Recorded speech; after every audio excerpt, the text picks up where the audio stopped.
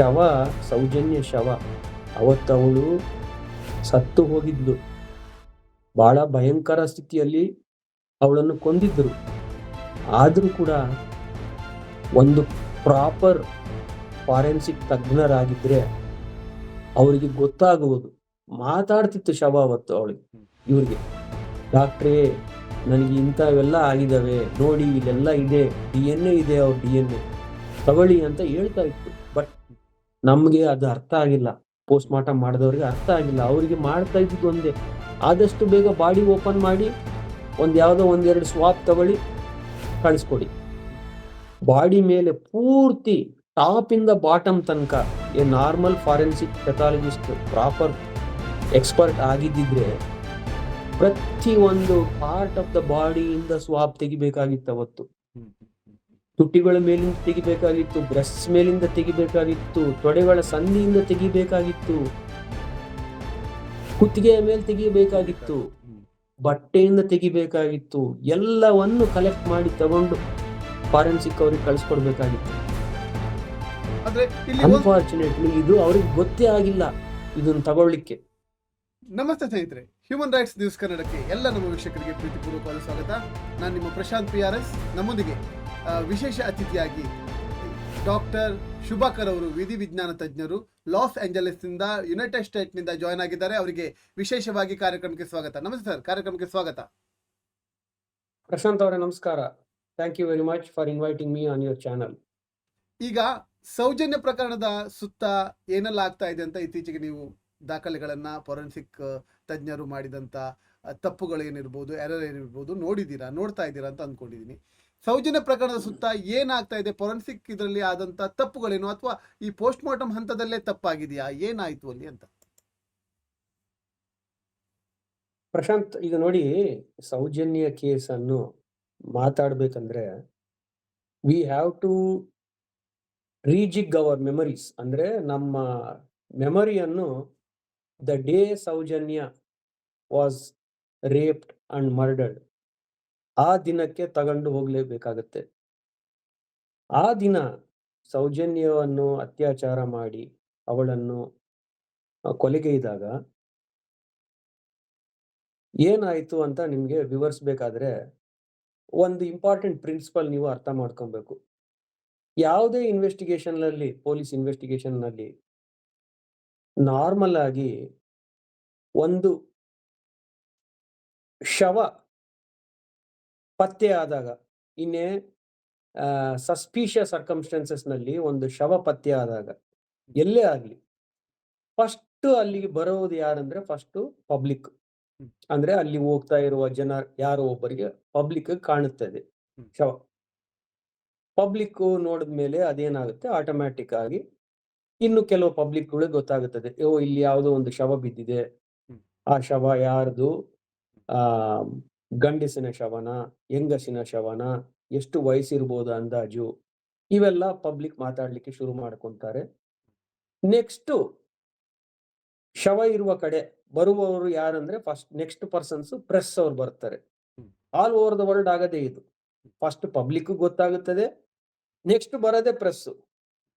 ಆಮೇಲೆ ನೋಡಿ, last persons to arrive at the body or the scene. ಅಂದ್ರೆ ನಾವು ಡೆತ್, ಸೀನ್ ಆಫ್ ಡೆತ್ ಅಂತ ಕರಿತೀವಿ. ಅಂದ್ರೆ scene of death is the place where the body has been found. ಶವ ಎಲ್ಲಿ ಸಿಗುತ್ತದಲ್ಲ ಅದನ್ನ ಸೀನ್ ಆಫ್ ಡೆತ್ ಅಂತ ಕರಿತೀವಿ. So the last persons to arrive at the scene of death are the police. ಅಂದ್ರೆ ಪಬ್ಲಿಕ್ ಫಸ್ಟ್ ಗೊತ್ತಾಗ್ತದೆ, ಆಮೇಲೆ press ಅವ್ರು ಬರ್ತಾರೆ, ಆಮೇಲೆ ಪ್ರೆಸ್ ಅವರಿಂದ ಮತ್ತೆ ಪಬ್ಲಿಕ್ ಇಂದ ಯಾರೋ ಇಂಟಿಮೇಟ್ ಮಾಡ್ತಾರೆ ಪೊಲೀಸ್ ಅವರಿಗೆ, ಆಮೇಲೆ ಪೊಲೀಸ್ ಅವ್ರು ಬರ್ತಾರೆ.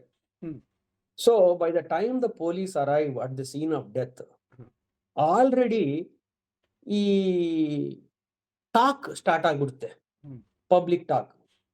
ಏನಿದು, ಯಾಕೆ ಇಲ್ಲಿ ಈ ಶವ ಕಂಡಿದೆ, ಇಲ್ಲಿ ಏನಾದ್ರೂ ಮರ್ಡರ್ ಆಗಿದೆಯಾ, ಆಕ್ಸಿಡೆಂಟ್ ಆಗಿದೆಯಾ ಅಂತ ಒಂದು word of mouth start ಆಗ್ಬಿಡುತ್ತದೆ.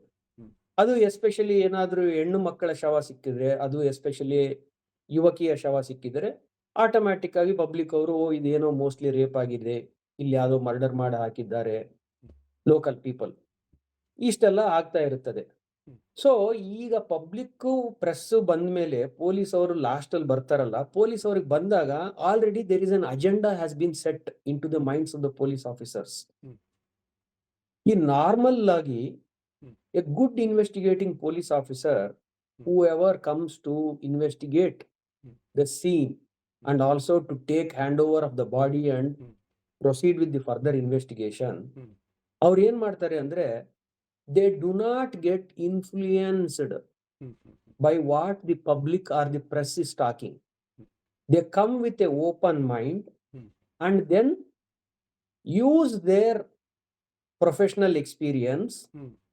and look at the body, make an initial assessment, and then that will guide them where the investigation has to lead. For example, if the body ಅದೇನಾದ್ರೂ accident case ಆದ್ರೆ ಅವ್ರು accident investigation lead ಮಾಡ್ತಾರೆ. Hmm. ಇಲ್ಲ ಏನೋ suicide case ಅಂದ್ರೆ suicide angle ಇಂದ ಆ investigation lead ಆಗುತ್ತೆ. ಹ್ಮ್. ಇಲ್ಲ ಪೊಲೀಸ್ ಆಫೀಸರ್ಸ್ಗೆ ಇದೇನಪ್ಪ ಇದು ಮರ್ಡರ್ ಇದೆ, ಇದು ಆಮೇಲೆ ಹೆಣ್ಣು ಮಗಳು ಆಗಿರೋದ್ರಿಂದ ಈ ಬಾಡಿ ಇದೇ ತರ ಕಾಣ್ತಾ ಇರೋದ್ರಿಂದ ಇದು ರೇಪ್ ಆಗಿರಬಹುದು ಅಂದ್ರೆ ರೇಪ್ ಕಮ್ ಮರ್ಡರ್ ಇನ್ವೆಸ್ಟಿಗೇಷನ್ ಆಗಿ ಪ್ರೊಸೀಡ್ ಆಗ್ಬೇಕಾಗ್ತದೆ ನಾರ್ಮಲ್ ಸಿಚುಯೇಷನ್ ಅಲ್ಲಿ. ಹ್ಮ್. ಸೌಜನ್ಯ ಕೇಸಲ್ಲಿ ಕೂಡ ಇದೇ ತರ ಆಗಿದೆ. ಹ್ಮ್. ಆದ್ರೆ ಇಲ್ಲಿ ಆಗಿರುವಂತ ದುರಂತ, ಇಂಪಾರ್ಟೆಂಟ್ ದುರಂತ ಏನಂದ್ರೆ ಸಂತೋಷ್ ರಾವ್ ಅನ್ನುವ ವ್ಯಕ್ತಿ ಅರೆಸ್ಟ್ ಆಗ್ಬಿಡ್ತಾನೆ ಹ್ಮ್. ಇನ್ವೆಸ್ಟಿಗೇಷನ್ ನಡೆಯೋ ಟೈಮಲ್ಲಿ. ಹ್ಮ್. ಯಾಕೆ ಅರೆಸ್ಟ್ ಆಗ್ತಾನೆ ಅಂದ್ರೆ ನಿನ್ನೆ ನಾನು ತಮ್ಗೆಲ್ಲರಿಗೂ ತಿಳಿಸಿದಂಗೆ ಅಲ್ಲಿರುವ ಜನರಲ್ ಪಬ್ಲಿಕ್ ಸಂತೋಷ್ ರಾವ್ ಏನೋ ಹುಚ್ಚನ ತರ ಓಡಾಡ್ತಾ ಇದ್ದಾನೆ, ಹ್ಮ್. ಯಾರೋ ಸೈಕೋ ತರ ಇದ್ದಾನೆ ಇವನು, ಇವನ ಮೇಲೆ ಏನೋ ತರ್ಚು ಪರ್ಚು ಗಾಯಗಳು ಕಾಣ್ತಾ ಇದ್ದಾವೆ, ಇವನ್ ಯಾವತ್ತೋ ತರ ಒಂಥರ ಇವನು ನೋಡಿದ್ರೆ ಇವನೇ ಮಾಡಿರುವ ಮನುಷ್ಯನ್ ತರ ಇರಬಹುದು ಅಂತ ಒಂದು ಪಬ್ಲಿಕ್ ಪರ್ಸೆಪ್ಷನ್ ಅಲ್ಲಿ ಕ್ರಿಯೇಟ್ ಆಗಿದೆ. ಯಾರಿಂದ ಕ್ರಿಯೇಟ್ ಆಗಿದೆ ಅದು it is a big $1 million question. ಅದು ಬೇಕಂತ ಕ್ರಿಯೇಟ್ ಮಾಡಿದಾರ ಇಲ್ದ್ರೆ ಪಬ್ಲಿಕ್ ನಾರ್ಮಲ್ ಕುತೂಹಲ? ಯಾಕಂದ್ರೆ ಅಲ್ಲಿ ಆಗಿದೆ, ಅವರ ಸ್ವಂತ ಊರಿನ ಒಂದು ಹೆಣ್ಮಗಳು, ಸಣ್ಣ ವಯಸ್ಸಿನ ಹುಡುಗಿಯನ್ನು ಅತ್ಯಾಚಾರ ಮಾಡಿ ಮರ್ಡರ್ ಆಗಿರುವ ಇದರಲ್ಲಿ ಕಂಡಿರುವುದರಿಂದ ಅವರಿಗೆ ಆಗಿರಬಹುದು, ಓ ಇವನ್ ಯಾರೋ ಹೊಸಬ ನಮ್ಮ ಊರಲ್ಲಿ ಇದ್ದಾನೆ, ಇವನು ತಿಕ್ಕಲ್ ತರ ಓಡಾಡ್ತಾ ಇದ್ದಾನೆ, ಇವನ್ ಮೇಲೆ ಏನೋ ಪರ್ಚು ತರ್ಚು ಗಾಯಗಳಿದ್ದಾವೆ ಅಂತ ಅನ್ಕೊಂಡು ಆಲ್ರೆಡಿ ಆ ಸಿಚುಯೇಷನ್ ಇಂದ ಸಂತೋಷ್ ರಾವ್ ಅರೆಸ್ಟ್ ಆಗ್ಬಿಡ್ತಾನೆ. ಈ ಸಂತೋಷ್ ರಾವ್ ಅನ್ನೋ ವ್ಯಕ್ತಿ ಅರೆಸ್ಟ್ ಆಗಿದ್ದೇ ದೊಡ್ಡ ತಪ್ಪಾಯ್ತು ಅವತ್ತು. ಯಾಕೆ ಅಂದ್ರೆ ನಮ್ಮ ಇನ್ವೆಸ್ಟಿಗೇಟಿಂಗ್ ಆಫೀಸರ್ಸ್ ಅವರು ಈ ಸಂತೋಷ್ ರಾವ್ ಅರೆಸ್ಟ್ ಆಗ್ದಲ್ಲೇ ಇದ್ದಿದ್ರೆ ಅವ್ರೇನಾದ್ರೂ ಸರಿಯಾಗಿ ತನಿಖೆ ಮಾಡ್ತಿದ್ರು ಏನೋ, ಇನ್ನೂ ಒಂದ್ ಸ್ವಲ್ಪ ಡೀಟೇಲ್ ಆಗಿ ಸ್ಯಾಂಪಲ್ಸ್ ಅನ್ನು ಕಲೆಕ್ಟ್ ಮಾಡಿಸ್ತಾ ಇದ್ರು ಏನೋ, ಪೋಸ್ಟ್ ಮಾರ್ಟಮ್ ಅನ್ನು ಕರೆಕ್ಟ್ ಆಗಿ ಪ್ರಾಪರ್ ತಜ್ಞರು ಮಂಗಳೂರಿನಿಂದ ಅವ್ರನ್ನ ಕರೆಸಿ ಮಾಡಿಸ್ತಿದ್ರೋ ಇಲ್ದ್ರೆ ಬಾಡಿಯನ್ನು ಮಂಗಳೂರಿಗಾದ್ರೂ ತಗೊಂಡೋಗಿ ಅಲ್ಲಾದ್ರೂ ಮಾಡಿಸ್ತಿದ್ರೋ ಏನೋ, ಇವೆಲ್ಲ ಕ್ವಶನ್ ಮಾರ್ಕ್ಸ್ ಆಗ್ತಾ ಇದಾವೆ. ಸೊ ಸಂತೋಷ್ ರಾವ್ ಸಿಕ್ಕಿದ್ದೇ ಒಂದು ದೊಡ್ಡ ಮಿಸ್ಟೇಕ್ ಆಗಿದೆ. ಅಂದ್ರೆ it has become a big problem in the investigation of Saujanya on the day she passed away, unfortunately. ಈಗ ನಾನು ಮಧ್ಯ ಮಾತಾಡ್ತೇನೆ. ಈಗ ಪ್ರಾರಂಭದ ಹಂತದಲ್ಲಿ ಈಗ ಏನು ಸೌಜನ್ಯ ಪ್ರಕರಣಕ್ಕೆ ಸಂಬಂಧಪಟ್ಟ ದಾಖಲೆಗಳನ್ನ ವಿಧಿವಿಜ್ಞಾನ ತಜ್ಞರು ಅದನ್ನ ಶೇಖರಣೆ ಮಾಡುವಾಗ ಏನೆಲ್ಲ ತಪ್ಪಾಗಿರ್ಬೋದು ಅಂತ ನಿಮ್ಮ? ಈಗ ನೋಡಿ, ಈ ಇನ್ವೆಸ್ಟಿಗೇಷನ್ ಸ್ಟಾರ್ಟ್ ಆಗಿದ್ದು ಸೌಜನ್ಯ ಬಾಡಿ ಸಿಕ್ಕಿರುವ ಸ್ಥಳದಲ್ಲಿ ಸ್ಟಾರ್ಟ್ ಆಗಿದೆ ಫಸ್ಟ್ ಇನ್ವೆಸ್ಟಿಗೇಷನ್. ಅದೇನು ನಿಮ್ಮ ಕರ್ನಾಟಕ ಪೊಲೀಸ್ ರೂಲ್ಸ್ ಮತ್ತು ಇಂಡಿಯನ್ ಪೊಲೀಸ್ ರೂಲ್ಸ್ ನಲ್ಲಿ ಮಹಾಜರ್ ಅಂತ ಕರೀತಾರಲ್ವಾ, where they would try to collect all the important documents, evidence, photography, videography etcetera etcetera. So ಅಲ್ಲಿಂದ ಶುರುವಾಗಿದೆ ಇದು ಪ್ರಾಬ್ಲಮ್ಸ್. ಯಾವ ತರ ಇವರು ಏನಾಗಿದೆ, ಅಷ್ಟರೊಳಗಡೆ ರೂಮರ್ಸ್ ಸ್ಪ್ರೆಡ್ ಆಗ್ಬಿಟ್ಟಿದ್ದಾವೆ. ಏನಂತ, ಇವು ಸೌಜನ್ಯ ಬಾಡಿಯನ್ನು ಬೇರೆ ಕಡೆ ಎಲ್ಲೋ ಅತ್ಯಾಚಾರ ಮಾಡಿ ಮರ್ಡರ್ ಮಾಡಿ ತಗೊಂಬಂದು ಹಾಕಿರ್ಬಹುದು, ಮಳೆ ಬರ್ತಾ ಇದೆ, ಇದೆಲ್ಲ ರೂಮರ್ ಸ್ಪ್ರೆಡ್ ಆಗಿರೋದ್ರಿಂದ ಇವರು ಇನ್ವೆಸ್ಟಿಗೇಟಿಂಗ್ ಆಫೀಸರ್ಸ್ ಪ್ರಾಬಬಲಿ ಅಲ್ಲಿರುವ ಪ್ರಾಪರ್ ಆಗಿ ಸ್ಯಾಂಪಲ್ಸ್ ಅನ್ನು ಸರಿಯಾಗಿ ತಗೊಂಡಿಲ್ಲ. ನಂಬರ್ 1 ಸ್ಯಾಂಪಲ್ಸ್ ಯಾವ ರೀತಿ ಅಂದ್ರೆ ನೋಡಿ, ಸೌಜನ್ಯ ಶವ ಏನ್ ಹೇಳ್ತಾ ಇತ್ತು ಅವತ್ತು, ಸೌಜನ್ಯದ ಶವ ವೈದ್ಯಾಧಿಕಾರಿಗಳಿಗೆ ಅವಳು ಹೇಳ್ತಾ ಇದ್ದಿದ್ದು ಏನಂದ್ರೆ, ಇಲ್ಲಿ ನೋಡಿ ನನಗೆ ಒಂದು ಸ್ಟ್ರಾಂಗ್ಯುಲೇಷನ್ ಮಾರ್ಕ್ ಲೈಗೇಚರ್ ಇಂದ, ಅಂದ್ರೆ ನನ್ನ ಸ್ಕೂಲ್ ಟ್ಯಾಗ್ ಅನ್ನು ಇವನು ನನ್ನ ಕತ್ತಿಗೆ ಇಸಿಕಿ ಹ್ಮ್. ನನ್ನನ್ನು ಉಸಿರುಗಟ್ಟಿ ಸಾಯಿಸಿದ್ದಾನೆ ಅಂತ ಹೇಳ್ತಾ ಇದ್ಲ ಅವತ್ತು ಸೌಜನ್ಯ. ಹ್ಮ್. ಸೊ ಇವ್ರು ಏನ್ ಮಾಡಿದ್ದಾರೆ ಅಂದ್ರೆ, ಆ ಸ್ಟ್ರಾಂಗ್ಯುಲೇಷನ್ ಮಾರ್ಕ್ ಆಗಿರುವ ಜಾಗದಿಂದ ಆ ಟ್ಯಾಗ್ ಅನ್ನು ಬಿಚ್ಚಿದ್ದಾರೆ. ಹ್ಮ್. ಆ ಟ್ಯಾಗ್ ಬಿಚ್ಚಿದ ಮೇಲೆ ಅದನ್ನು ಸರಿಯಾಗಿ DNA ಅನಾಲಿಸಿಸ್ಗೆ ತನಿಖೆಗೆ ಕಳಿಸಿಲ್ಲ. ದಟ್ ಈಸ್ ದ ಒಂದು ಬಿಗ್ಗೆಸ್ಟ್ ಮಿಸ್ಟೇಕ್. ಒಂದನೇದು ಈಗ ಮೊದಲನೇದು ಹೇಳಿ, ಅಲ್ಲ ಮೊದಲನೇದು ಒಂದನೇ ತಪ್ಪು ಅಂತ ನಾನು ಹೇಳಿದ್ದು, ನೀವು ಮಾತಾಡಿ. ಬಹಳ ಇಂಪಾರ್ಟೆಂಟ್ ತಪ್ಪು. ಹ್ಮ್. ಈಗ ನೋಡಿ, ಸೌಜನ್ಯವನ್ನು ಕುತ್ತಿಗೆಯ ಮೇಲೆ ಸ್ಟ್ರಾಂಗ್ಯುಲೇಷನ್, ಅವಳ ಬ್ಯಾಡ್ಜ್ ಅಂದ್ರೆ ಅವಳ ಟ್ಯಾಗ್ ನೇಮ್ ಬೋರ್ಡ್ ಇತ್ತಲ್ಲ, ಸ್ಕೂಲ್ ನೇಮ್ ಬೋರ್ಡ್ ನ ಸರಿ ಸರಿ ಹಿಡ್ಕೊಂಡು ಬಿಗಿಯಾಗಿ ಹಿಂದೆ ಗಂಟಲನ್ನು ಗಟ್ಟಿಯಾಗಿ ಕಟ್ಟಿ ಉಸಿರುಗಟ್ಟಿ ಸಾಯಿಸಿದ್ದಾರೆ. ಸೊ ಅದನ್ನು ಮಾಡಬೇಕಾದ್ರೆ ನನ್ನದೊಂದು ಪ್ರಶ್ನೆ ಇಲ್ಲಿ ಮಧ್ಯ, ಅಂದ್ರೆ ನಾನು ಈಗ ಕೆಲವು ಜನಕ್ಕೆ, ಸಾಮಾನ್ಯ ಜನಕ್ಕೆ ಅಭಿಪ್ರಾಯ ಇದೆ, ಆ ಟ್ಯಾಗ್ ಅಲ್ಲೆಲ್ಲ ಸಾಯಿಸ್ಲಿಕ್ಕೆ ಆಗತ್ತಾ, ಅಷ್ಟು ಸಪುರದ ಟ್ಯಾಗ್ ಅಲ್ಲಿ ಉಸಿರುಗಟ್ಟಿ ಸಾಯಿಸ್ಲಿಕ್ಕೆ ಆಗತ್ತಾ ಒಬ್ಬ ಮನುಷ್ಯನನ್ನ? ಈಗ ನೀವು ಒಬ್ಬ ವಿಧಿವಿಜ್ಞಾನ ತಜ್ಞರಾಗಿ ನಿಮ್ಮ ಹತ್ರ ಕೇಳೋದು, ಅದರಲ್ಲಿ ಸಾಯಿಸ್ಲಿಕ್ಕೆ ಆಗತ್ತಾ ಒಬ್ಬನಂತ? ಖಂಡಿತ ಆಗುತ್ತೆ. ನಾವು ಎಷ್ಟೊಂದು ಕೇಸಸ್ ಆಫ್ ಮರ್ಡರ್ಸ್, ಆಮೇಲೆ ಸೂಯಿಸೈಡಲ್ ಹ್ಯಾಂಗಿಂಗ್ ಅಂತ ಕರಿತೀವಿ, ಅಂದ್ರೆ ಅವರೇ ಸೂಯಿಸೈಡ್ ಮಾಡ್ಕೊಂಡಿರುವ ಸಿಚುಯೇಷನ್ಗಳಲ್ಲಿ ಎಂತೆಲ್ಲ ಮೆಟೀರಿಯಲ್ಗಳು ನಾವು ಇಮ್ಯಾಜಿನ್ ಮಾಡ್ಕೊಳ್ಳಕ್ಕೆ ಆಗಲ್ಲ, ಅಂತ ಮೆಟೀರಿಯಲ್ಸ್ನೆಲ್ಲ ಯೂಸ್ ಮಾಡಿಕೊಂಡು ಅವರು ಸೂಯಿಸೈಡ್ ಮಾಡ್ಕೊಂಡಿದ್ದಾರೆ. ಕೆಲವರು ಆ ತರ ಮೆಟೀರಿಯಲ್ ಅನ್ನು ಯೂಸ್ ಮಾಡಿ ಅವರನ್ನು ಮರ್ಡರ್ ಮಾಡಿರೋದು ಸಾಧ್ಯತೆಗಳು ಆಗಿದ್ದು ನೋಡಿದ್ದೇವೆ. ಸೊ ಇದು ಸ್ಕೂಲ್ ಟ್ಯಾಗ್ ಏನಿದೆ ನೋಡಿ, it is a nylon based tag, right? So very easy to strangulate a person. ಅದು ಕಟ್ಟಾಗೋದಿಲ್ಲ, ತುಂಡಾಗೋದಿಲ್ಲ, ಅದು ಆಗ ಚಾನ್ಸೇ ಇಲ್ಲ, ತುಂಡಾಗ್ಲೇಬೇಕಾಗಿಲ್ಲ, ಏನಿಲ್ಲ. ಅದನ್ನು ಹಿಂದೆ ಗಟ್ಟಿಯಾಗಿ ಹಿಡಿದು ಅದನ್ನು ಕಟ್ಟಿದರೆ ಆಟೋಮ್ಯಾಟಿಕ್ ಆಗಿ ಅವ್ರಿಗೆ ಉಸಿರು ಕಟ್ಟಿಬಿಡುತ್ತೆ, ಅದರಿಂದ ಅವ್ರು ಸಾಯ್ತಾರೆ, ಯಾರೇ ಆಗಲಿ. ಈಗ ವಜೈನದಲ್ಲಿ ಏನು ಮಣ್ಣು ತುಂಬಿದ್ರು, ಎಷ್ಟೋ ಇಂಚುಗಳು ಮಣ್ಣು ತುಂಬಿದ್ರು ಅಂತ ಹೇಳ್ತಾರೆ. ವಜೈನದಲ್ಲಿ ಮಣ್ಣು ತುಂಬಿದ್ದನ ಮೇಲೆ ಅಲ್ಲಿ ಸಾಕ್ಷಿಗಳು ಅಲ್ಲಿ ನಾಶ ಆಗ್ಲಿಕ್ಕೆ ಸಾಧ್ಯ ಇದೆಯಾ? ಅದರಿಂದನೂ ಪರಿಶೀಲನೆ ಮಾಡ್ಲಿಕ್ಕೆ ಆಗ್ತಿತ್ತ ಅಂತ? ನೋಡಿ, ಫಸ್ಟ್ ಆಫ್ ಆಲ್ ಇದೊಂದು ರಾಂಗ್ ಇನ್ಫಾರ್ಮೇಶನ್, ರೂಮರ್ ಅಂತ ಕರಿತೀವಿ ನಾವು. ಇದು ತುಂಬಾ ಅನ್ನೆಸೆಸರಿಯಾಗಿ ಸರ್ಕ್ಯುಲೇಟ್ ಆಗ್ತಾ ಇದೆ. ನಾನು ಈಗ ಸೌಜನ್ಯ ಕೇಸ್ನಲ್ಲಿ ಪೋಸ್ಟ್ ಮಾರ್ಟಮ್ ರಿಪೋರ್ಟ್ ಅನ್ನು ಓದಿದ್ದೇನೆ. ಯಾರು? ಡಾಕ್ಟರ್ ಉಸ್ಮಾನ್ ಆಡಮ್ ಅವರು ಬರೆದಿರುವುದು. ಆ ರಿಪೋರ್ಟ್ ಅನ್ನು ನನಗೆ ಕೆಲವರು ಕಳಿಸ್ಕೊಟ್ಟಿದ್ದಾರೆ, ಅದನ್ನು ನಾನು ನೋಡಿದ್ದೇನೆ. ಅವ್ರು ಅದರಲ್ಲಿ ಏನಂತ ಮೆನ್ಷನ್ ಮಾಡ್ತಾರೆ ಅಂದ್ರೆ, on the parts of the vagina and the vulva, ಅಂದ್ರೆ vagina and the vulva are the external areas of the private parts of the women. So ಆ ಎಕ್ಸ್ಟರ್ನಲ್ ಏರಿಯಾಸ್ ಅಲ್ಲಿ ಮಡ್ ಸ್ಟೇನಿಂಗ್ ಆಗಿದೆ ಅಂತ ಬರೆದಿದ್ದಾರೆ ಅವರು ರಿಪೋರ್ಟ್ ಅಲ್ಲಿ. ಅವ್ರ ರಿಪೋರ್ಟ್ ಅಲ್ಲಿ ಎಲ್ಲೇನು ಕೂಡ ಒಳಗಡೆ, ಅಂದ್ರೆ ನೋಡಿ, ನಾರ್ಮಲಿ ನಮ್ಮ ಹ್ಯೂಮನ್ ಅನಾಟಮಿಯನ್ನು ನಾವು ಸ್ಟಡಿ ಮಾಡಿದಾಗ the vaginal canal ranges from 2.5 centimeters up to 6 centimeters depending upon the age and stage and development and the build of a individual, right? So ಇದು 6 ಸೆಂಟಿಮೀಟರ್ಸ್ ಒಳಗಡೆ ತನಕ ಹಾಕಿದ್ದಾರೆ, ಮಣ್ಣೆಲ್ಲ ಇಂಟೆನ್ಷನಲಿ ಆಗಿ ಬೇಕಂತ ಒಳಗಡೆ ತುರುಕಿದ್ದಾರೆ ಅಂತ ಅವ್ರಿಗೆ ಎಲ್ಲಿ ಬರ್ದಿಲ್ಲ. ಸೊ ಹಿಂಗಾಗಿ ಮುಚ್ಚಿಡೋ ಪ್ರಯತ್ನನೂ ಪಟ್ಟಿರ್ಬಹುದಾ ಅಂತ?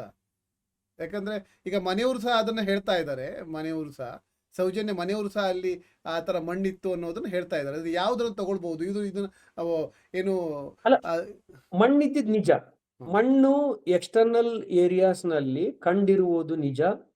ಫಾರೆನ್ಸಿಕ್ ಎಕ್ಸಾಮಿನೇಷನ್ ಮಾಡಿದಾಗ ಅದರಲ್ಲಿ ಡಿಸ್ಕ್ರಿಪ್ಷನ್ ಮಾಡಿರುವುದು ವೈದ್ಯಾಧಿಕಾರಿಗಳು ಮಾಡಿರುವುದು ನಿಜ. ಅದನ್ನು ಏನು ಬರ್ದಿದ್ದಾರೆ ಅದು ನಿಜ ಇದೆ. ಬಟ್ ವೆಜೈನಲ್ ಕೆನಾಲ್ ಒಳಗಡೆ, ಕ್ಯಾವಿಟಿ ಒಳಗಡೆ ಮಣ್ಣೀರು ಇದೆ ಅಂತ ಎಲ್ಲೂ ಬರ್ದಿಲ್ಲ. ಸೊ ನಾವು based on the post mortem report ನಾವು ಹೋಗೋದೇ ಆದ್ರೆ we have to take it on the face value of the medical officer.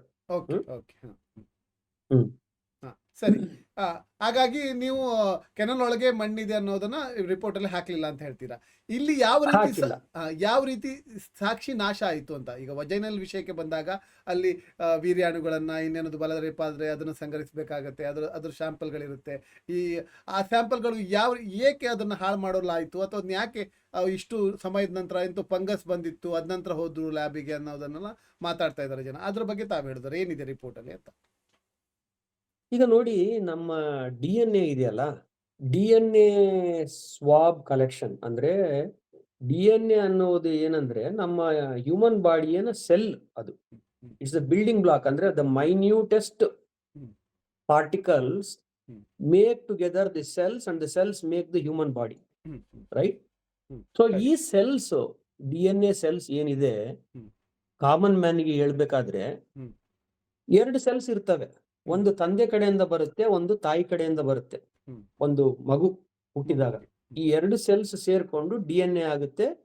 ಆಮೇಲೆ ಸೆಲ್ಸ್ ಮಲ್ಟಿಪ್ಲೈ ಆಗ್ತಾ ಆಗ್ತಾ ಆಗ್ತಾ ಹ್ಯೂಮನ್ ಬಾಡಿ ಆಗುತ್ತೆ. ಸೊ ಈ ಸೆಲ್ ಅನ್ನು ನಾವು ಮೈಕ್ರೋಸ್ಕೋಪಿಯಲ್ಲಿ ಆಗ್ಲಿ, ಆ ಸ್ಪೆಷಲ್ ಇದರಲ್ಲಿ ಎಕ್ಸಾಮಿನ್ ಮಾಡೋದೇ ಆದ್ರೆ, ಈ ಸೆಲ್ ಒಂಥರ ಲಾಟ್ರಿ ನಂಬರ್ ತರ ಡಿಫರೆಂಟ್ ಕಾಂಬಿನೇಷನ್ಸ್ ನಲ್ಲಿ ಪ್ರತಿಯೊಬ್ಬ ಮನುಷ್ಯನಿಗೂ ಸ್ಪೆಸಿಫಿಕ್ ಆಗಿ ಆಗಿರುತ್ತದೆ. ಈ ಸೆಲ್ಸ್ ಅರೇಂಜ್ಮೆಂಟ್, ಸೆಲ್ ಎಲ್ಲರಿಗೂ ಒಂದೇ, 4 ಟೈಪ್ ಆಫ್ ಸೆಲ್ಸ್ ಇರ್ತವೆ. ಆ ಸೆಲ್ಸ್ ಇರೋದು ಎಲ್ಲರಿಗೂ ಒಂದೇ. ಬಟ್ ಆದ್ರೆ ಆ ಕಾಂಬಿನೇಷನ್ ಇದೆ ನೋಡಿ, ಆ ಕಾಂಬಿನೇಷನ್ ಒಂದು ಹ್ಯೂಮನ್ ಬೀಯಿಂಗ್ಗೂ ಇನ್ನೊಂದು ಹ್ಯೂಮನ್ ಬೀಯಿಂಗ್ಗೂ ಒಂದೇ ಇರುವುದಕ್ಕೆ ಸಾಧ್ಯತೆಗಳು ಇರುವುದೇ ಇಲ್ಲ, ಎಕ್ಸೆಪ್ಟ್ ಫಾರ್ ಟ್ವಿನ್ಸ್ ಅಂತ ಕರಿತೀವಿ. ಅಂದ್ರೆ ಒಂದೇ ಎಗ್ಗಿಂದ 2 ಟ್ವಿನ್ಸ್ ಆಗಿದ್ರೆ ಅವರಲ್ಲಿ ಮಾತ್ರ ಅದು ಆಗುವ ಸಾಧ್ಯತೆಗಳಿದೆ. ಇಲ್ಲದಿದ್ರೆ 1 in some millions ನಲ್ಲೂ ಆಗ್ಲಿಕ್ಕೆ ಚಾನ್ಸ್ ಇಲ್ಲ. ಅದರಿಂದ ಆಗಿರೋದ್ರಿಂದಾನೇ ನಮ್ ಸೈಂಟಿಫಿಕ್ ಆಗಿ DNA ಅನ್ನು ಅಷ್ಟು ಇಂಪಾರ್ಟೆನ್ಸ್ ಬಂದಿರೋದು ನಮ್ಮ ಫಾರೆನ್ಸಿಕ್ ಅಲ್ಲಿ DNA ಬಗ್ಗೆ, ರೈಟ್? ಅಂದ್ರೆ ಅದು ಮ್ಯಾಚ್ ಬೇರೆಯವ್ರ ಜೊತೆ ಆಗಕ್ ಸಾಧ್ಯತೆನೇ ಇಲ್ಲ. ಫಾರ್ ಎಕ್ಸಾಂಪಲ್, ಈಗ ನನ್ನ ಸೆಲ್ ಅಂತ ನಿಮ್ಗೆ ಲ್ಯಾಬ್ ಅಲ್ಲಿ ಸಿಕ್ಕಿದ್ರೆ ಅದು ನಂದೇ ಆಗುತ್ತೆ ಹೊರತು ಬೇರೆ ಅವ್ರದ್ದು ಆಗ್ಲಿಕ್ಕೆ ಸಾಧ್ಯತೆಗಳೇ ಇಲ್ಲ. ಈಗ ಇಲ್ಲಿ ಒಂದು ಡೌಟ್ ಇದೆ. ಈಗ ಫಿಂಗರ್ ಪ್ರಿಂಟ್ಸ್ ಇದೇ ತರನಾ? ಈಗ ಒಬ್ಬರದಿದ್ದು ಇನ್ನೊಬ್ಬರದಿರ್ಲಿಕ್ಕೆ ಸಾಧ್ಯನೇ ಇಲ್ವಾ? ಫಿಂಗರ್ ಪ್ರಿಂಟ್ಸ್ ಇದೇ ತರ ಇರುತ್ತೆ. ಅದಕ್ಕೋಸ್ಕರ ಇದನ್ನ DNA ಫಿಂಗರ್ ಪ್ರಿಂಟಿಂಗ್ ಅಂತ ಕರೀತಾರೆ. ಈಗ ನಮ್ಮ ದೇಹದ ನಮ್ಮ ಕೈಗಳ ಮೇಲೆ ಏನು ಫಿಂಗರ್ ಪ್ರಿಂಟ್ ಪ್ಯಾಟರ್ನ್ಸ್ ಇದಾವೆ ನೋಡಿ, ದೇ ಆರ್ ವೆರಿ ಯೂನಿಕ್. ನನ್ನ ಕೈಯಲ್ಲಿರುವ ಫಿಂಗರ್ ಪ್ರಿಂಟ್ ಪ್ಯಾಟರ್ನ್ ನಿಮ್ಮ ಕೈಯಲ್ಲಿರುವ ಫಿಂಗರ್ ಪ್ರಿಂಟ್ ಪ್ಯಾಟರ್ನ್ ತುಂಬಾ ಡಿಫ್ರೆಂಟ್ ಆಗಿರುತ್ತದೆ. ಸೊ ಹಂಗಾಗಿ it is a very unique pattern to one individual. It belongs to only one individual and there is very high unlikelihood that in millions of individuals ನಲ್ಲೂ ನೀವು pattern check ಮಾಡಿದ್ರು ಕೂಡ same ಆಗ್ಲಿಕ್ಕೆ ಸಾಧ್ಯತೆಗಳು ಇಲ್ಲ. ಅದೇ ರೀಸನ್ ಇಂದ ಇದನ್ನ DNA ಫಿಂಗರ್ ಪ್ರಿಂಟಿಂಗ್ ಅನ್ನೋ ವರ್ಡ್ ಅನ್ನು ಆ ಲಾಸ್ಟ್ ಅಲ್ಲಿ ಇದು ವಿಜ್ಞಾನದವರು ಅದನ್ನು ಕೊಟ್ಟಿದ್ದಾರೆ, ಅದನ್ನ ಕಾಯಿನ್ ಮಾಡಿರೋದು. ಅಂದ್ರೆ ದಟ್ ಈಸ್ ದಿ ಯೂನಿಕ್ನೆಸ್. ನಮ್ಮ ಫಿಂಗರ್ ಪ್ರಿಂಟ್ ಎಷ್ಟೇ ಯೂನಿಕ್ ಇದೆ, ನಮ್ಮ ಸೆಲ್, ಬಾಡಿನ ಸೆಲ್, ಮೈನ್ಯೂಟ್ ಸೆಲ್ ಕೂಡ ಅಷ್ಟೇ ಯೂನಿಕ್ನೆಸ್ ಇದೆ ಅಂತ. ಈಗ ಕೋಟ್ಯಾಂತರ ಜನ ಇದ್ದಾರೆ, ಕೋಟ್ಯಾಂತರ ಜನರಲ್ಲಿ ಒಬ್ಬರದ್ದು ಸಹ ಮ್ಯಾಚಿಂಗ್ ಬರ್ಲಿಕ್ಕೆ ಸಾಧ್ಯವೇ ಇಲ್ಲ ಅಂತ ಹೇಳ್ತೀರಾ? ಸಾಧ್ಯತೆನೇ ಇಲ್ಲ. ಕೋಟ್ಯಾಂತರ ಜನ ನಮ್ಮ ಅರ್ಥಲ್ಲಿ ಮೋರ್ ದೆನ್ 8 million ಪಾಪ್ಯುಲೇಷನ್ ಇದೆ. ಎಲ್ಲಾರ್ದು ಚೆಕ್ ಮಾಡಿದ್ರು ಸಾಧ್ಯತೆ ಇಲ್ಲ, ಎಕ್ಸೆಪ್ಟ್ ಫಾರ್ ಹೋಮೋಜೈಗಸ್ ಟ್ವಿನ್ಸ್. ಅಂದ್ರೆ ಒಂದೇ ಎಗ್ಗಿಂದ 2 ಅವಳಿ ಜವಳಿಗಳು ಉಟ್ಕೊಂಡಿದ್ರೆ ಅವರಲ್ಲಿ ಸಾಧ್ಯತೆ ಇದೆ ಅಷ್ಟೇ ಹೊರತು ಬೇರೆಯವರಲ್ಲಿ ಸಾಧ್ಯತೆ ಇಲ್ಲ. ಈಗ ಸೀದಾ ಸೌಜನ್ಯ ವಿಚಾರಕ್ಕೆ ಬರೋಣ. ಈಗ ನೀವು ಏನು ಸ್ಟಡಿ ಮಾಡಿದ್ದೀರಾ ಫೋರೆನ್ಸಿಕ್ ಸಂಬಂಧಪಟ್ಟ ದಾಖಲೆ, ಏನಾಗಿರ್ಬೋದು ಅಲ್ಲಿ, ಏನು ತಪ್ಪಾಗಿದೆ ಅಂತ ನಿಮ್ಗೆ ಅನಿಸ್ತಾ ಇದೆ? ತಪ್ಪಾಗಿದೆ ಅನಿಸ್ತಾ ಇದೆ, ಏನ್ ಅನಿಸ್ತಾ ಇದೆ ನಿಮ್ಗೆ ಅಂತ? ಈಗ ನೋಡಿ, ಒಂದು ಇಂಪಾರ್ಟೆಂಟ್ ಏನಂದ್ರೆ DNA ಕಲೆಕ್ಷನ್ ಅಂತ ನಾವು ಏನೀಗ ಮಾತಾಡ್ತಾ ಇದ್ದೀವಿ, it is a very specialised technique and training is required. ಯಾರೇ ಕಲೆಕ್ಟ್ ಮಾಡ್ಲಿಕ್ಕಾದ್ರು, ಯಾರೇ ವೈದ್ಯಾಧಿಕಾರಿಗಳಾಗ್ಲಿ, ನಮ್ಮ ಫಾರೆನ್ಸಿಕ್ ಮೆಡಿಸಿನ್ ಎಕ್ಸ್ಪರ್ಟ್ಸೇ ಆಗ್ಲಿ, ಯಾರೇ ಅದನ್ನ ಕಲೆಕ್ಟ್ ಮಾಡ್ಬೇಕಾದ್ರೆ ತುಂಬಾ ಸ್ಪೆಸಿಫಿಕ್ ಟ್ರೈನಿಂಗ್ ಬಂದಿರ್ಬೇಕು, ಅವ್ರಿಗೆ ಕಲ್ತಿರ್ಬೇಕು, ಪ್ರೊಸೀಜರ್ಸ್ ಅನ್ನು, ಪ್ರೋಟೋಕಾಲ್ಸ್ ಅನ್ನು ಕರೆಕ್ಟ್ ಆಗಿ ಫಾಲೋ ಮಾಡ್ಬೇಕಾಗ್ತದೆ. ಈ ಕೇಸಲ್ಲಿ ಅನ್ಫಾರ್ಚುನೇಟ್ ಆಗಿ ಇವ್ರಿಗೆ ಟ್ರೈನಿಂಗ್ ಇಲ್ಲ. ನಮ್ಮ ಗೌರ್ಮೆಂಟ್ ಮೆಡಿಕಲ್ ಆಫೀಸರ್ಸ್ ಯಾರು ಇದ್ದಾರೆ ಇವತ್ತು ತನಕ ಅವ್ರನ್ನ ನಾವು ಬೈದು ಪ್ರಯೋಜನ ಇಲ್ಲ. ಯಾಕಂದ್ರೆ ಅವ್ರಿಗೆ ಯಾರು ಟ್ರೈನಿಂಗ್ ಕೊಟ್ಟಿಲ್ಲ.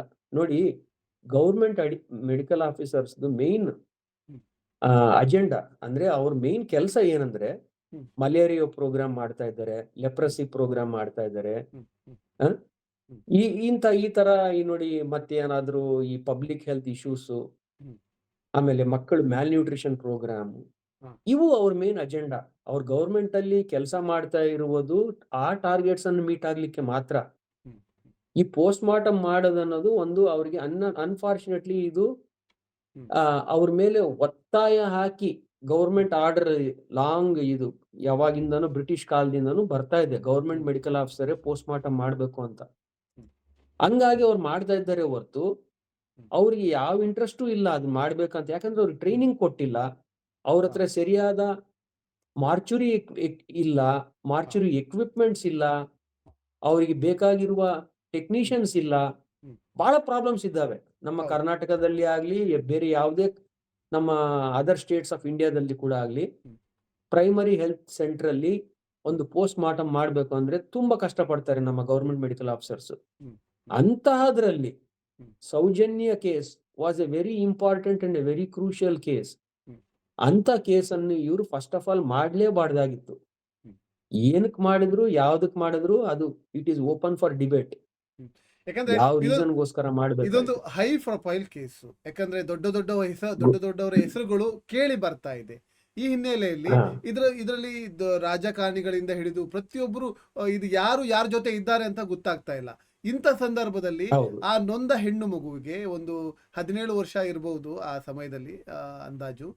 ಆ ಅಂತ ಒಂದು ಚಿಕ್ಕ ಪುಟ್ಟ ಹೆಣ್ಣು ಮಗುವಿನ ಮೇಲಾದಂತ ಅಂತ ಒಂದು ಅಷ್ಟು ಕ್ರೂರವಾಗಿ ಮಾಡಿದ್ದಾರಂತ ಹೇಳ್ತಾ ಇದ್ದಾರೆ. ಆ ಕ್ರೂರತೆಯನ್ನೇನಾದ್ರೂ ಅಲ್ಲಿ ಹಾಕಿದಾರ ಅದರಲ್ಲಿ, ರಿಪೋರ್ಟ್ ಅಲ್ಲಿ? ಎಲ್ಲೂ ಬರೆದಿಲ್ಲ. ಹ್ಮ್. ಅನ್ಫಾರ್ಚುನೇಟ್ ಆಗಿ ನೋಡಿ, ರಿಪೋರ್ಟ್ ಹ್ಮ್. ನ ಜಸ್ಟ್ ಲೈಕ್ ರೈಟಿಂಗ್ ಎ ಏನಂತೀರಾ, ಹ್ಮ್. ಕಾಮಿಟ್ರಿ ತರ ಬರೆದು ಬಿಟ್ಟಿದ್ದಾರೆ. ಹ್ಮ್. ಹ್ಮ್. ಹ್ಮ್. ರೈಟ್, ದೇಹದಲ್ಲಿ ಆ ಎದೆಯಲ್ಲಿ ಸಾರಿ ಹಾರ್ಟ್ ಅಲ್ಲಿ ಬ್ಲಡ್ ಇತ್ತು, ಹ್ಮ್. ಹೊಟ್ಟೆಯಲ್ಲಿ ಊಟ ಇತ್ತು, ಇಲ್ಲ ತರ್ಚು ಗಾಯಗಳಿದ್ವು, ಹಿಂದ್ಗಡೆ ಬೆನ್ನಿಂದ್ಗಡೆ ತರ್ಚು ಗಾಯಗಳಿದ್ವು, ಹ್ಮ್. ವೆಜೈನಲ್ ಏರಿಯಾ ಹತ್ರ ಮಣ್ಣು ಸ್ಟೈನ್ ಆಗಿತ್ತು. ಹ್ಮ್. ಅಷ್ಟು ಬರ್ದಿದ್ದಾರೆ ಹೊರ್ತು, ಹ್ಮ್. ಆಮೇಲೆ ಕುತ್ತಿಗೆಯ ಮೇಲೆ ಲೈಗೇಚರ್ ಮಾರ್ಕ್ ಇತ್ತು, ಹ್ಮ್. ಈ ಎಕ್ಸ್ಪ್ಲನೇಷನ್ಸ್ ಕೊಡ್ತಾರೆ ಹೊರ್ತು ಅವತ್ತು ಸೌಜನ್ಯಗ್ ಏನಾಯ್ತು, ಆ ಟೈಮಲ್ಲಿ ಅವಳು ಏನೇನ್ ಮಾಡಿರ್ಬೋದು, ಇಲ್ದ್ರೆ ಏನೇನ್ ಮಾಡ್ದಲೇ ಇರ್ಬೋದು, what she would have done or what she might not have done, and what might have been the situation of her no at the time she was raped and murdered, ಅದನ್ನು ಎಲ್ಲೂ ಬರೀಲಿಕ್ಕೆ ಆಗಿಲ್ಲ ಇವರಿಗೆ. ಯಾಕೆ ಬರೆಯಕ್ಕೆ ಆಗಿಲ್ಲ ಅಂದ್ರೆ ಇವ್ರಿಗೆ ಟ್ರೈನಿಂಗ್ ಇಲ್ಲ ಅನ್ಫಾರ್ಚುನೇಟ್ಲಿ. ಹ್ಮ್. ಅವ್ರಿಗ್ ಅವ್ರಿಗ್ ಬರೋದು ಒಂದೇ ಒಂದು ಫಾರ್ಮ್ ಇದೆ. ಪೋಸ್ಟ್ ಮಾರ್ಟಮ್ ಅಂದ್ರೆ ಶವ ಪರೀಕ್ಷೆಯ ಫಾರ್ಮ್ ಇದೆ ಮೆಡಿಕಲ್ ಆಫೀಸರ್ಸ್‌ಗಳಿಗೆ. ಹ್ಮ್. ತಾವ್ಯಾರಾದ್ರೂ RTI ಹಾಕಿದ್ರೆ ಅಪ್ಲೈ ಮಾಡಿದ್ರೆ ನಿಮ್ಗೆ ಸಿಗುತ್ತೆ, ನೋಡ್ಬೋದು. Hmm. Fill up the blank ಒಂದು ಹ್ಮ್. ಸ್ಪೇಸ್ ಇರುತ್ತೆ, ಅದ್ರೊಳಗಡೆ ಸುಮ್ನೆ ಬರ್ಕೊಂತ ಹೋಗ್ತಾರೆ. Hmm. Yes or no, yes or no, yes or no, ಎಷ್ಟಿದೆ ಏನಿದೆ ಅಷ್ಟೇ ಬರೀತಾರೆ ಹೊರತು ಯಾವುದೇ ಮೆಡಿಕಲ್ ಆಫೀಸರ್‌ಗೆ ಹ್ಮ್. ಯಾರಿಗೆ ಪ್ರಾಪರ್ ಟ್ರೈನಿಂಗ್ ಇಲ್ಲ, ಹ್ಮ್. ಅವರು ಇದನ್ನು ಎಲ್ಲದನ್ನು 360 ಡಿಗ್ರಿಯಲ್ಲಿ ತಗೊಂಡು ಹ್ಮ್. ಒಂದು ಪ್ರಾಪರ್ ಆಗಿ constructive report which wood help the police officers ಅವ್ರು ಕೊಡ್ಲಿಕ್ಕೆ ಸಾಧ್ಯವಾಗಿಲ್ಲ ಈ ಕೇಸಲ್ಲಿ. ಹ್ಮ್. ಹ್ಮ್. ಅದೇ ಒಂದು ದೊಡ್ಡ ರೀಸನ್. ಈಗ ನೋಡಿ, ಸೌಜನ್ಯ ರೇಪ್ ಅಂಡ್ ಮರ್ಡರ್ ಆದ್ಮೇಲೆ ಹ್ಮ್. ಫಸ್ಟ್ ಇವ್ರು ಮಾಡಿದ್ದು ನಿಮ್ಗೆಲ್ಲರಿಗೂ ಗೊತ್ತು. ಇಮಿಡಿಯೇಟ್ ಆಗಿ ಬಾಡಿಯನ್ನು ತಗೊಂಡೋಗಿದ್ದಾರೆ ಹ್ಮ್. ಪ್ರೈಮರಿ ಹೆಲ್ತ್ ಕೇರ್ ಸೆಂಟರ್ಗೆ. ಹ್ಮ್. 6 ಗಂಟೆ ಮೇಲಾಗಿದೆ, ಕತ್ಲಾಗಿದೆ, ಆ situation law and order problems ಹೌದು. ಅಂತ ಹೇಳ್ತಾರೆ ಕೆಲವರು ಒತ್ತಡ ಇತ್ತು ಅಂತ ಹೇಳ್ತಾರೆ. We don't know about that, I cannot hmm. Comment on that. Hmm. But ಅವ್ರಿಗೆ ಇದ್ದಿದ್ದು ಒಂದೇ ಒಂದು ಥಿಂಗ್ ಇನ್ ದ ಮೈಂಡ್, ಆದಷ್ಟು ಬೇಗ ಪೋಸ್ಟ್ ಮಾರ್ಟಮ್ ಮಾಡಬೇಕು, ಬಾಡಿಯನ್ನು ಬೇಗ ರಿಲೀಸ್ ಮಾಡಿದ್ರೆ ರಿಲೇಟಿವ್ಸ್ ಅದನ್ನು ಅವ್ರ ಬಾಡಿ ಶವ ಸಂಸ್ಕಾರ ಮಾಡ್ತಾರೆ ಅಂತೇಳಿ. ಹ್ಮ್. ಸೊ ಈಗ ಅದು ಯಾರ ಒತ್ತಡದಿಂದ ಇವರು ಈ ತರ ಮಾಡಿದ್ದಾರೆ, it's a big question for a debate. But ಇವ್ರು ಮಾಡಿದ್ದೇನು, ಪೋಸ್ಟ್ ಮಾರ್ಟಮ್ ಮಾತ್ರ ಮಾಡಿದ್ದಾರೆ. ನೋಡಿ, ಪೋಸ್ಟ್ ಮಾರ್ಟಮ್ ಅನ್ನೋದು, ಶವ ಪರೀಕ್ಷೆ ಅನ್ನೋದು ಬರೀ ಬಾಡಿಯನ್ನು ಓಪನ್ ಮಾಡುವುದು, ಒಳಗಡೆ ನೋಡುವುದಲ್ಲ. ಮೋಸ್ಟ್ ಇಂಪಾರ್ಟೆಂಟ್ ಫಾರೆನ್ಸಿಕ್ ಇನ್ವೆಸ್ಟಿಗೇಷನ್ ಅಲ್ಲಿ when they do a postmortem, collecting the evidence is the number one most important thing for a medical doctor. So ನಾನು ಏನ್ ಹೇಳ್ತಾ ಇದ್ದೀನಿ ಅಂದ್ರೆ, ಶವ, ಸೌಜನ್ಯ ಶವ, ಅವಳು ಸತ್ತು ಹೋಗಿದ್ಲು. ಬಹಳ ಭಯಂಕರ ಸ್ಥಿತಿಯಲ್ಲಿ ಅವಳನ್ನು ಕೊಂದಿದ್ರು. ಆದ್ರೂ ಕೂಡ ಒಂದು ಪ್ರಾಪರ್ ಫಾರೆನ್ಸಿಕ್ ತಜ್ಞರಾಗಿದ್ರೆ ಅವರಿಗೆ ಗೊತ್ತಾಗುವುದು. ಮಾತಾಡ್ತಿತ್ತು ಶವ ಅವತ್ತು ಅವಳಿಗೆ, ಇವ್ರಿಗೆ, ಡಾಕ್ಟ್ರೇ ನನಗೆ ಇಂಥವೆಲ್ಲ ಆಗಿದಾವೆ ನೋಡಿ, ಇಲ್ಲೆಲ್ಲ ಇದೆ, DNA ಇದೆ, ಅವ್ರ DNA ತಗೊಳ್ಳಿ ಅಂತ ಹೇಳ್ತಾ ಇತ್ತು. ಬಟ್ ನಮ್ಗೆ ಅದು ಅರ್ಥ ಆಗಿಲ್ಲ, ಪೋಸ್ಟ್ ಮಾರ್ಟಮ್ ಮಾಡಿದವ್ರಿಗೆ ಅರ್ಥ ಆಗಿಲ್ಲ. ಅವರಿಗೆ ಮಾಡ್ತಾ ಇದ್ದಿದ್ದು ಒಂದೇ, ಆದಷ್ಟು ಬೇಗ ಬಾಡಿ ಓಪನ್ ಮಾಡಿ ಯಾವ್ದೋ ಒಂದೆರಡು ಸ್ವಾಬ್ ತಗೊಳ್ಳಿ ಕಳಿಸ್ಕೊಡಿ.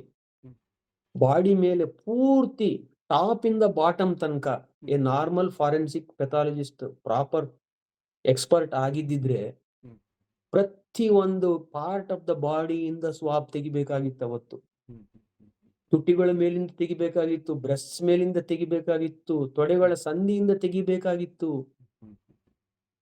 ಕುತ್ತಿಗೆಯ ಮೇಲೆ ತೆಗಿಬೇಕಾಗಿತ್ತು, ಬಟ್ಟೆಯಿಂದ ತೆಗಿಬೇಕಾಗಿತ್ತು. ಎಲ್ಲವನ್ನು ಕಲೆಕ್ಟ್ ಮಾಡಿ ತಗೊಂಡು ಫಾರೆನ್ಸಿಕ್ ಅವ್ರಿಗೆ ಕಳ್ಸಿಕೊಡ್ಬೇಕಾಗಿತ್ತು. ಆದ್ರೆ ಇಲ್ಲಿ ಅನ್ಫಾರ್ಚುನೇಟ್ಲಿ ಇದು ಅವ್ರಿಗೆ ಗೊತ್ತೇ ಆಗಿಲ್ಲ ಇದನ್ನ ತಗೊಳ್ಳಿಕ್ಕೆ.